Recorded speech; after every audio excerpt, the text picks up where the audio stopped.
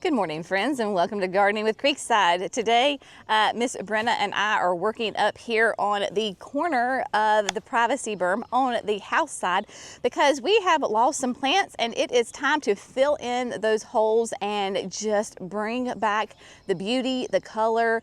All of these are going to be absolutely sun-loving. I've got some annuals, I've got some perennials. We got a little mix of everything up here, my friends.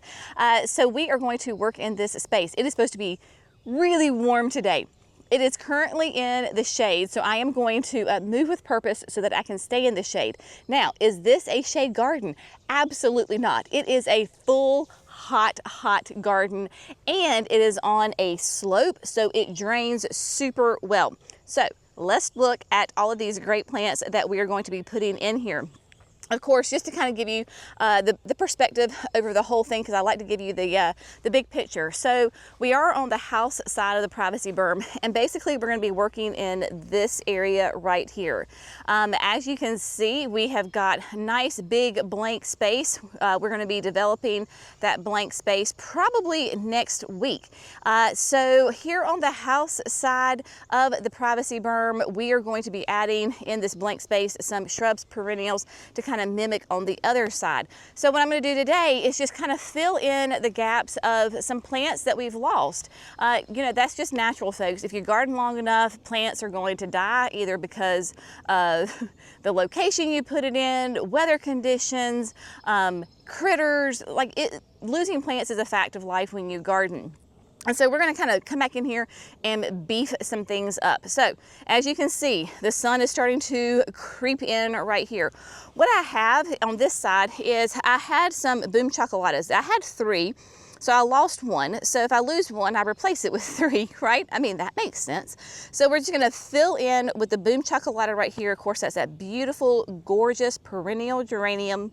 Boom chocolata has, as its name suggests, kind of that darker foliage with those beautiful purple flowers. The little honeybee could not have been more on cue coming in to go at those flowers. So we're going to add some more of those in here. I also have lost some of my ultraviolet phlox. So I have a couple of them right here. This whole little area used to be filled in. Not sure why I lost them. You know, who knows? Between that and then I had some of the Russian sage right here. So what we're going to do is we're going to pop in a little bit of annual color. So I have got some lantana, which will love this spot. This is the luscious Royal Cosmo, and so it is beautiful with hot pinks and yellows and oranges, kind of petite in that about 20 inches tall. So I got a tray of 10. We're just gonna have fun filling those in right here, and then we've got some holes back here. And really, I honestly don't remember what was there, so that's not very good. But what we're gonna do is we're gonna add some coreopsis. So coreopsis loves the sun. Once it's established, it is kind of drought tolerant. And what I love about this in particular, is that it will be a non-stop bloomer. So what this is the new designer threads. This is golden needles. So it has that bright yellow with that kind of that reddish eye, 20 inches tall, and I did a group of 7. I'm gonna do them in mass right here.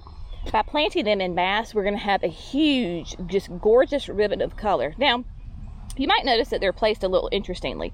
One, because it's fun. Well, let's just place them in some fun designs, right?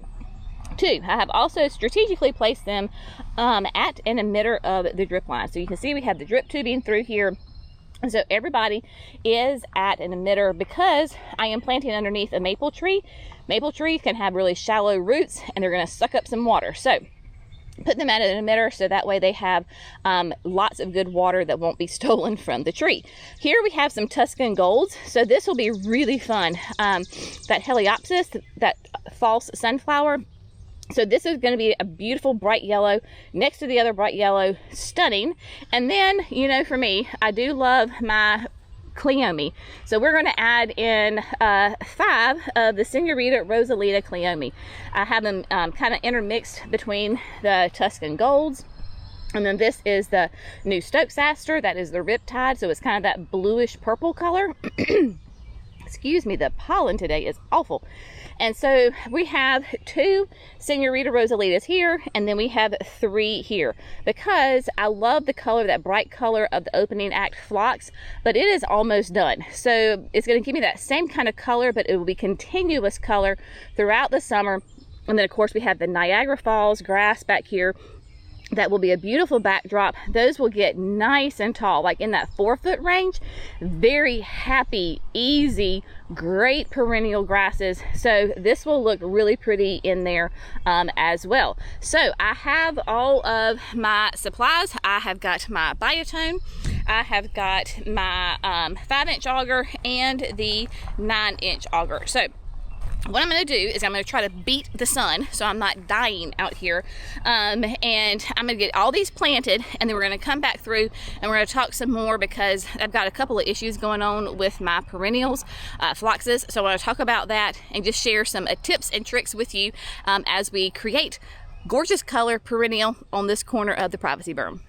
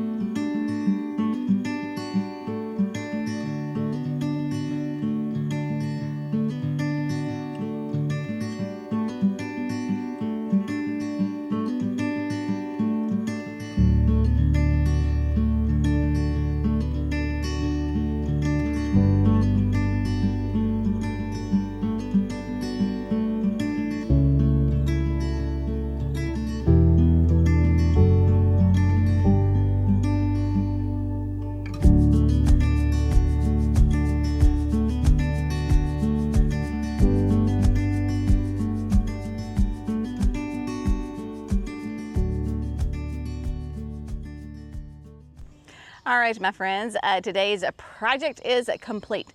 All the plants are in the ground, and it was like divine timing. Jerry came to check on me. He was like, hey, me drill some holes for you? I was like, sure, go ahead. So he got all the holes underneath the maple tree with the roots. So that is fun. Planting under maple trees can be kind of challenging, especially if we're not adding, amending to the soil, because those roots are right there. Jackson and his friend Camden are here today. They're gonna, at some point today, come in and they're gonna go ahead and mulch this with that black gold, the ultra outdoor planting mix. So these plants are going to be super, super happy. They're just basically going to be planting, mulching exactly what I just planted today, that little section, because of course we're gonna leave open the big section for when we plant next week. I realized when I was planting that I forgot to talk about one of the plants that we were going to add. It is the Drops of Jupiter oregano. You can eat the leaves of Drops of Jupiter. It just has a less intense flavor than the traditional oregano herb. But what's so fun about the Drops of Jupiter is, of course, the color, right? Beautiful chartreuse, and then it will put on these beautiful, nice kind of tall spikes of a kind of a pinky flower. So they will actually get to be about like 2 feet tall with those flowers. For me in North Carolina, a zone 8A, my Drops of Jupiter is kind of a semi-evergreen. So even in the dead of winter, I will have that color. And they do really nice because they'll kind of form a mat and really fill in. They're not invasive at all, but just like traditional oregano, right? I mean, they just kind of fill in and will be really nice and just really, really hardy. I did turn on the irrigation. If you see kind of water dripping, I see it dripping back there behind where the coreopsis is. So just kind of get everybody a little bit acclimated in here to their new home. So the irrigation is on and everybody's happy. But so that Drops of Jupiter is going to be really fun in here with the sedums. I do not remember, y'all, which sedum this is. I'm pretty sure it's a non-branded, but it does little tiny yellow flowers, and it stays really tight and low and compact. So these are in here, so that'll be really pretty, of course, with that Drops of Jupiter in here as well. Very excited to have the Cleome in here. That'll give me some nice height into this space. And like I said, with those Niagara Falls back there, oh, it will be absolutely spectacular. This space, I know, again, we talked about it, it looks like it is a shade. It is not. Trust me, it is not. It gets really intense sun, but I do think, I was looking, I might get Jackson to kind of limb up this tree just a little bit for me. Like maybe take those little 2 limbs down to get that sun in here and make sure everybody's nice and happy. Now, we talked about, or I mentioned rather, that I've got some phlox that is not optimal, shall we say. You know, nothing is perfect. You're only gonna find perfection in the dictionary, my friends. And so as with gardeners, we're always trying to figure out, you know, what's going on, what's the best way to handle it. So from the distance, that opening act phlox is really pretty, right? You can see it, we can see it from the front porch. It's gorgeous. But when I get up close to it, it's got powdery mildew and it's kind of splayed open. So what I'm gonna do is let it finish blooming, and then I am going to absolutely shear it back. I mean, like, down to the ground. When the guys come through and go ahead and lay down that ultra outdoor planting mix, that's really going to help. Typically, I have found when you get powdery mildew, especially this early, because I mean today's like the first hot, humid day, really. I mean, we've had warm temperatures, but it's not like it's been July and August. So either it is the plant's been under some stress, whether it was not enough water, not enough food. And so either way, when we shear it back, it's gonna come back. Will it rebloom? It may and it may not. But typically 9 times out of 10, when we do that, go ahead and give them a little bit of food with that ultra outdoor planting mix, even a shot of some plant tone. When they come back, they don't have that powdery mildew. So that's what I'm gonna do with the opening act once they finish blooming. And then I've got some powdery mildew on the ultraviolet as well. So just kind of dealing with that. They're kind of tucked in here amongst the hydrangeas. Speaking of hydrangeas, this is a quick fire fab. I've got 3 of them in here, and I mean, my gosh, they are just doing great. Quick Fire Fab is one of the earliest blooming panicle hydrangeas. It is fabulous for sure. So, I mean, just really happy with how, like, so we've got 2 right here, and then we have got the 3rd one right here. And so I can hear a little sound, and this is why we like to run the irrigation before we cover it with mulch, because you can see either a little critter bit into that or something happened. So we've sprung a leak here. So what I'll need to do is cut that, put a coupler there. But yeah, Quick Fire Fabs looking fantastic, as is my Stellar Ruby Magnolia. This is of course that great magnolia from Southern Living. You can use it as a shrub or a small tree. I've kind of gone somewhere in between. I like to keep it kind of the base bottom of it kind of clear, so that way if there's any weeds, I can easily see those and take care of them. But man, I mean, this little tree has done such an amazing job and is very, very happy here. So I do want to show you right quick. This is not part of what I had planned, but I'm going to share with you. Last fall, I planted a Kinsley's Ghost honeysuckle. And Kinsley's Ghost is going to be different honeysuckle than what we traditionally think of as a honeysuckle. And oh my gosh, Kinsley's Ghost is amazing and has done amazing over the winter. Look at this, y'all. It reminds me much more of like a eucalyptus. Look at that. Isn't that fun? So you can see, because it's at the end of its bloom cycle, that those were kind of that traditional honeysuckle bloom on it. Doesn't really have a fragrance that I can tell, but once they're done, the blooms, and then they're going to start to form these little berries, and they're going to be red. I love the color contrast. I need to get in here, and because it's really not a twiner, so you're going to have to kind of help it attach it to the fence. But I mean, that silver blue against the North Pole arborvitaes right there, and then we have the golden Oakland holly. Love it. So the idea, of course, is the golden Oakland. It'll get in that 10 to 12 foot tall range, and then of course the North Poles are doing amazing back here and just are loving life right there. And then Kinsley's Ghost will have kind of filling in up here along on this side of the fence right there, and they'll be nice and happy all right in there and doing just a great job. Have that beautiful color contrast. Very happy to see how well Kinsley's Ghost did over the winter. Yeah, and then old pufferfish right here. Well, first of all, Hudson River clematis. I mean, dear heavens, hello overachiever. Doing great, doing so good that it's kind of climbing over my my October Magic Ruby Camellias. So we're gonna have to kind of detangle them for a little bit.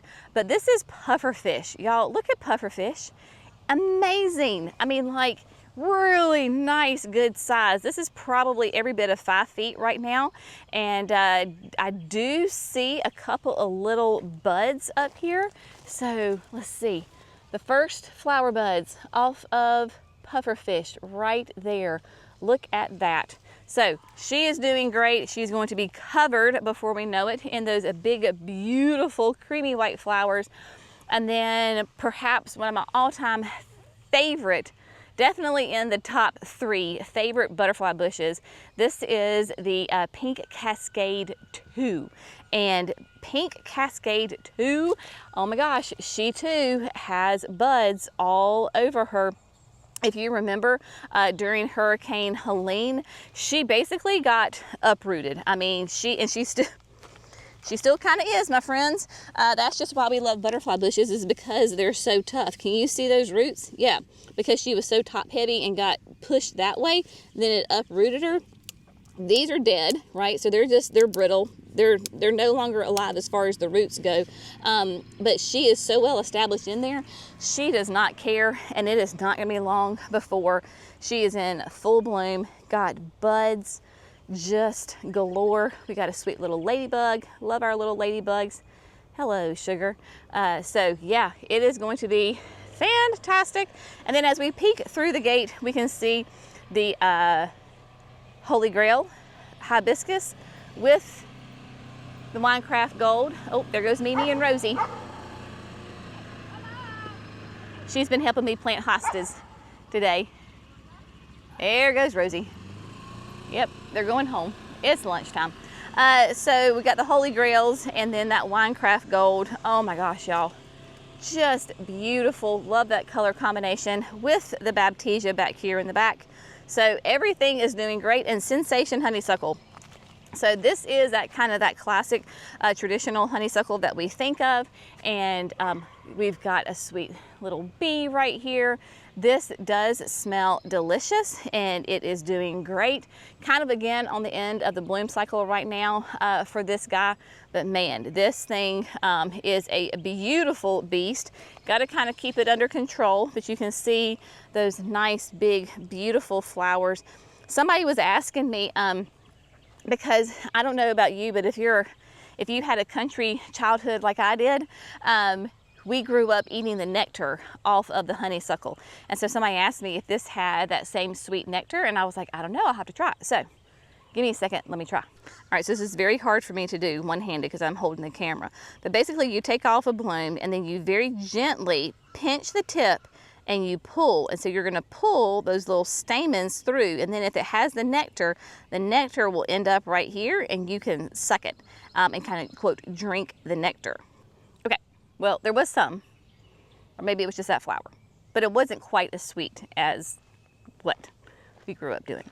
So anyway, all right, my friends, it is, like I said, warm, toasty day today. The humidity is cranking, the dew point is cranking, and so I am going to go find a shady spot in the garden to work. But yeah, it feels great to have this done, and so we'll just make sure we keep it watered. People ask how much we water the berm.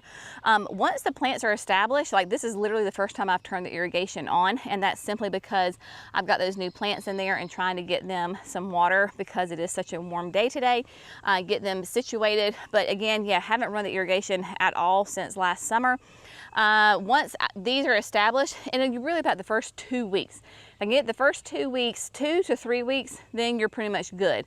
And so in the heat of the summer, when it's not raining, I will run this for really about like once a week for about 30 to 45 minutes to give a really good deep watering. So that kind of gives you an idea. Certainly does not run every single day. Yeah, especially since they are nice and established now. We probably, on the other side especially, could get away with not having irrigation at all. But it certainly is nice to have it when things get super hot and dry, and give everybody a little boost, shot in the arm. So anyway, if you have found this fun, informative, and inspirational, hopefully you have found a plant that you were kind of excited about. Please like and subscribe to the video. That way you don't miss those 5 videos that we do each and every week. Y'all have an amazing day. We'll see you in the next video. Bye, friends.